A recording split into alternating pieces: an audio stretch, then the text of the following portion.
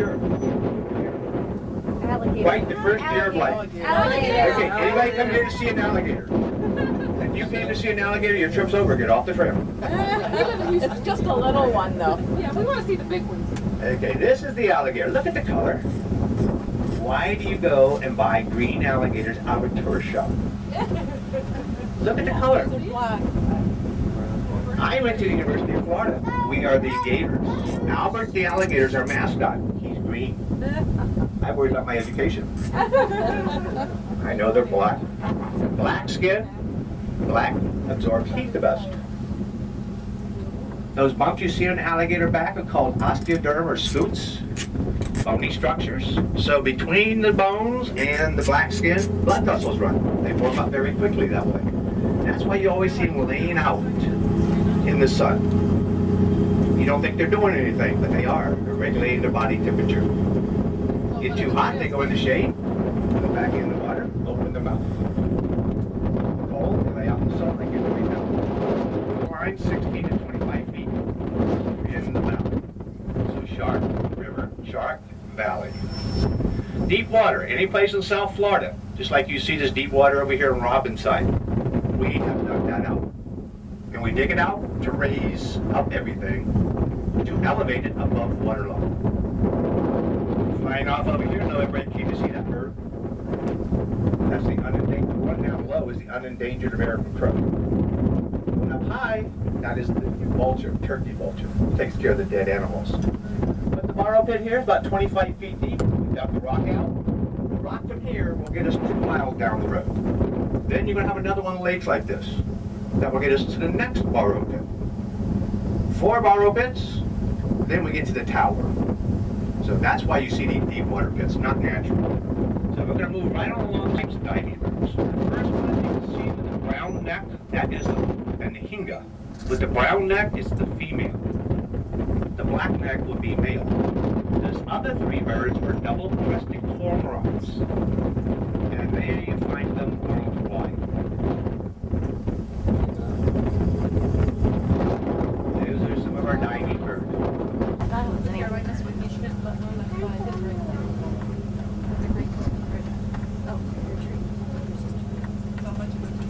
This orange vine you see around here, this is love vine. You'll see it growing over some of the vegetation. Actually, we're going to kill it.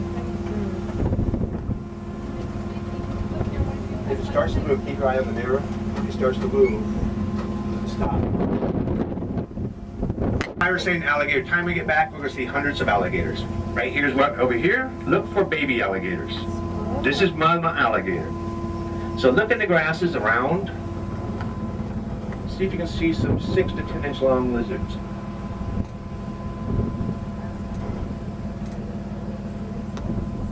Now this is has a little bluish looking bill.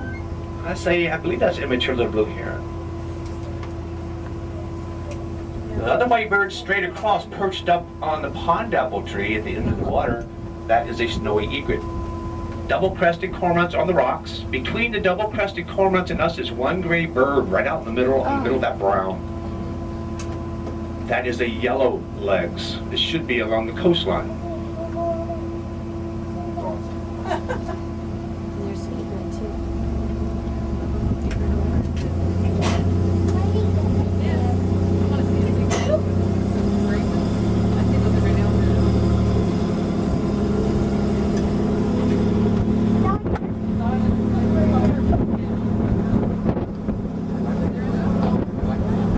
So, you're popping. We are going down the parking lot. You're at 7 feet elevation. Now we're 8 miles down.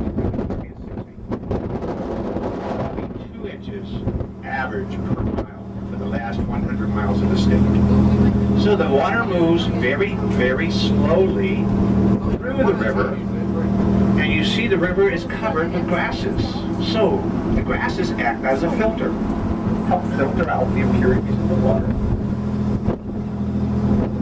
Our soil basically comes from decomposing vegetation. It's called marl, very clay-like material. Doesn't have a lot of nutrients in it. Meat of those trees, how they're growing in a circle. Look at how they're growing in a circle. When you see that color and those thin leaves, those are willows. Willows grow right in water. If I disturb the soil here, the first vegetation that will grow, willows. Look at how they're growing in a circle, and look, there's nothing in the middle.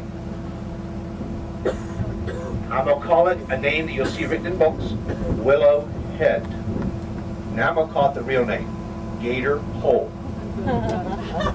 What we have here is this limestone-based rock is not flat and smooth. Little holes and cracks and crevices in it. So the gator, during the dry season, when the water levels go down, the gator starts saying, hey, I got to get water. So it goes out here in the river and looks for a depression in the river bottom. Then, with the front claws and snout, pushes it up and out, feeds it out, so it holds water. Then it's got a place to survive.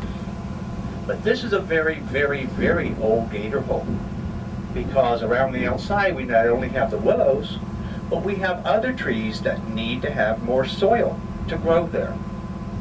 Some of those other vegetation you see around the gator hole there.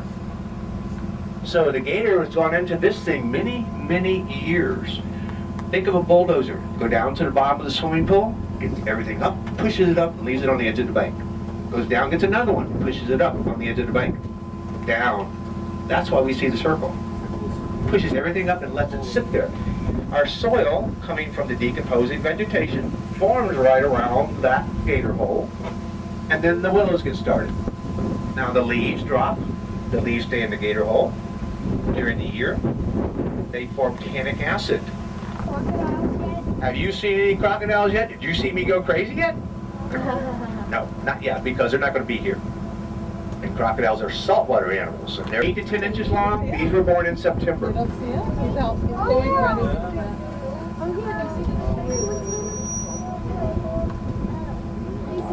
where. How far back?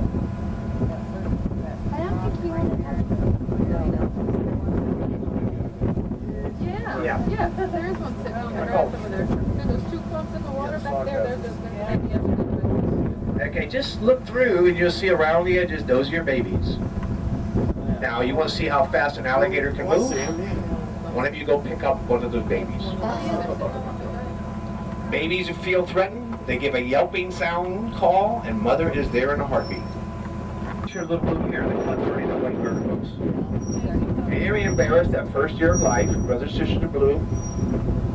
Now, I heard one of the other people describe it is, starts at 1 year old, holds the breath until it turns blue. And happy.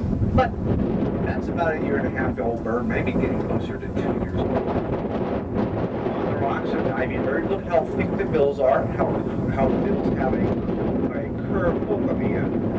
Double-crested cormorants. Notice they don't have any white feathers on the wings when you see them from the back.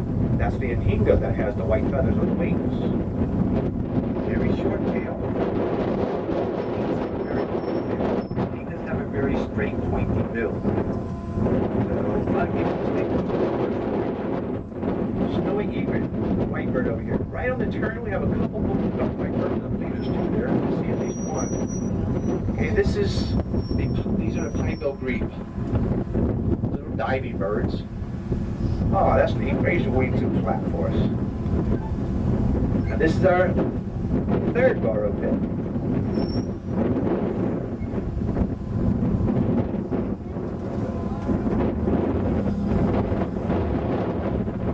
Those pine-bill grebes will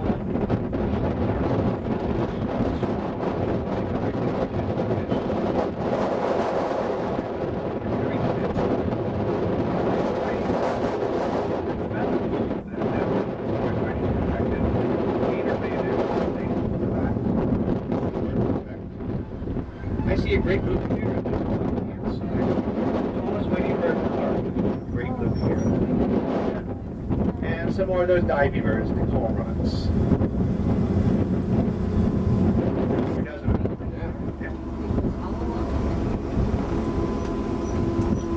This is our last burrow pit. Way down is a white bird, a little white bird way down. Turtle We'll just on the call it that. Turtles on the rocks. It's almost afternoon time. Some people say it sounds like some type of afternoon Cocktail. Look back, you'll see a bunch of gray birds on the left shoreline over there. Those are the yellowlegs.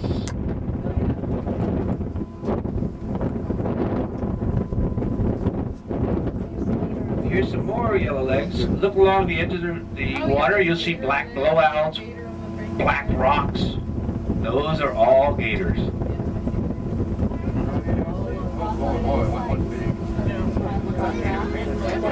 Little blue heron, far side. Little blue heron.